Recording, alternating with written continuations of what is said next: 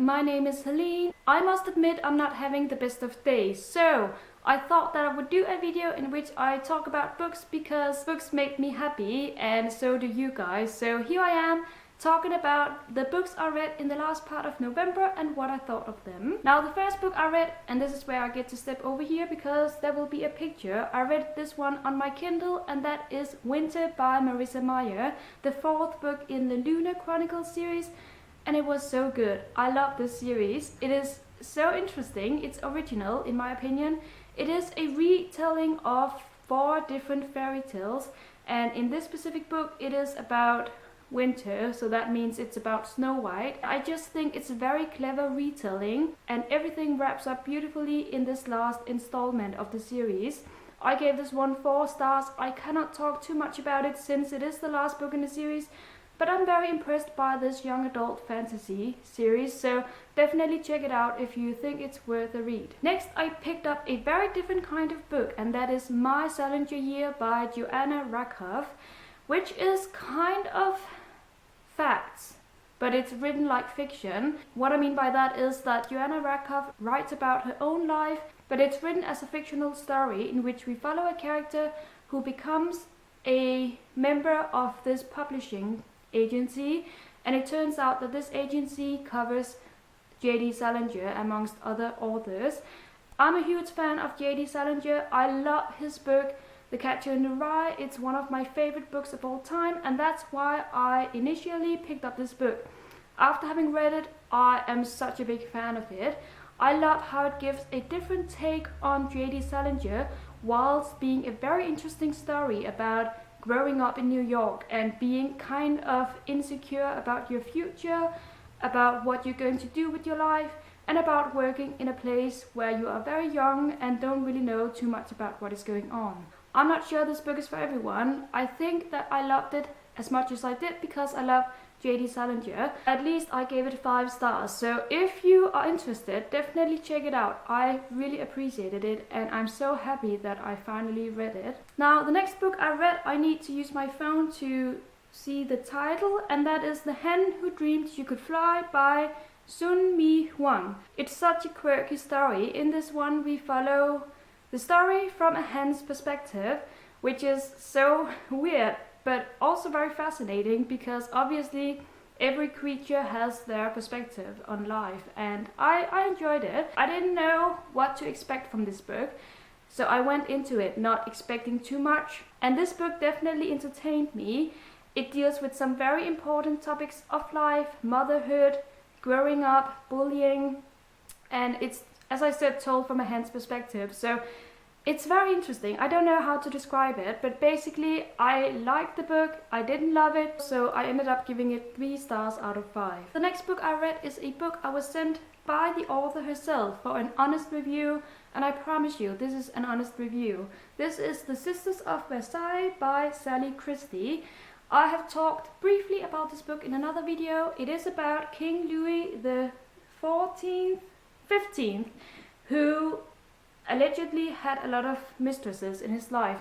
Now the interesting thing about his mistresses is that they were all sisters. I was very much impressed by this book. Actually, I was so impressed that I gave it 5 stars. It is told from all sisters' perspectives, and it mingles up so perfectly so that you get a feeling about what was really happening inside their heads as well as outside of their heads. I don't know if that makes sense, but I loved it. It has some amazing sentences in it, like sentences on life, quirky observations on life. I just really love this book, and I'm not saying this because I was sent it, not at all. You know me, I like giving honest reviews. I was inclined to give it 4.5 stars, but in the end I just couldn't put my finger on anything I didn't like about it. I devoured it in 2 days and I just really loved it, so I ended up giving it 5 stars after all. Next, I started a book that I unfortunately had to DNF because I just couldn't carry on with it. That is a book I was sent for review by NetGalley, and that is Christmas at the Vicarage by Rebecca Buxell. Now, I requested this book for review because it was about Christmas and I was in the mood for the holidays, or at least I wanted to get in the mood for them. So I got this book and I started reading, and it was just one of those Christmas books that were pointless and it frustrated me. Now, one of the things that frustrated me the most was that half of the book takes place during summer.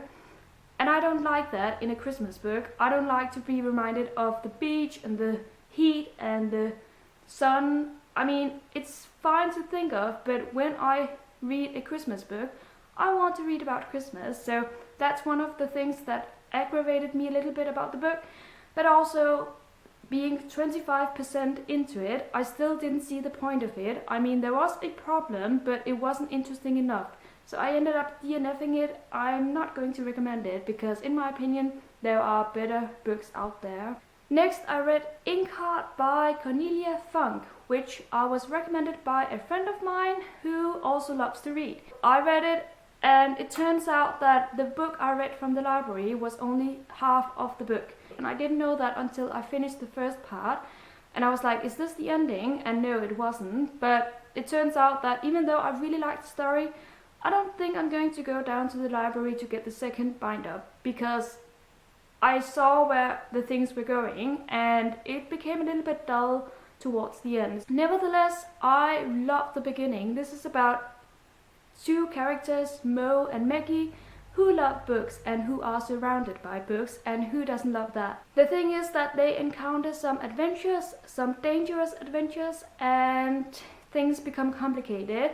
And it became this layer on layer about complications and obstacles, and it continued that way, so that when I finished my first part, I knew where things were going. It was just going to continue and add on to all the obstacles. But based on what I read and based on the beginning, I gave this book 4 stars. Afterwards, I read the first book in His Dark Materials by Philip Pullman, and the first book is called The Golden Compass in the USA and Northern Lights in the UK. This was good. I devour these books. I mean, it's now some days into December, and I can tell you that I've already read the second book because it's so good. I couldn't help myself. But I'm not going to talk about the second book right now. The first book is about Lyra something, who lives in this fantasy world, and more specifically at the University of Oxford. Now, this is a world different from what we are used to. In this world, you have demons, which are creatures that are part of you. They follow you around. This takes place in the cold countries of Scandinavia. It takes place in the North Pole. You cannot help but think of Christmas and cold and snow when reading this book, and that's what I loved about it, because it got me in the mood for Christmas. And also the story had a perfect pacing. It wasn't dull at any moment. Things didn't go too fast at any moment. I loved it. It was perfect. So the first book I definitely gave 5 stars. The very last book I read in November is The Museum of Extraordinary Things by Alice Hoffman. This is about a museum in which people who are born with deformities are portrayed, so that you can pay to come and see them and kind of laugh at them. And more specifically, we follow a young girl and a man in this story. We follow it from 2 people's perspectives. They don't know each other, but they live near New York, or in New York. More specifically, the girl lives in Coney Island and the man lives in New York City. I didn't know anything about this book going into it, other than Alice Hoffman is supposed to be a really brilliant author who writes beautiful books, and I agree with that. This was beautifully written, but the story in itself didn't captivate me. I had to struggle a little bit reading this, and the reason for that is that it has many descriptions. It's very heavy on the descriptions, and not in a good way like in Thomas Hardy's way, because Thomas Hardy is brilliant at making long descriptions that are perfectly interesting, but not in this case. So I was very bored throughout those. And another huge problem I had is that I didn't really like the girl. I didn't connect with her. I couldn't relate to her, and I didn't find her interesting. Even though I suffered with her, I didn't find her interesting enough. So I kind of read her chapters, but I was waiting eagerly for the man's perspective. Eddie because he was a photographer, he was interesting, I could relate to him and I loved him. So basically half of this book wasn't interesting enough in my opinion. But all in all, it was good enough. I gave it 3 stars. And that is it for my November wrap-up part 2. Thank you so much for watching and have a great day everyone. Happy reading. Bye bye.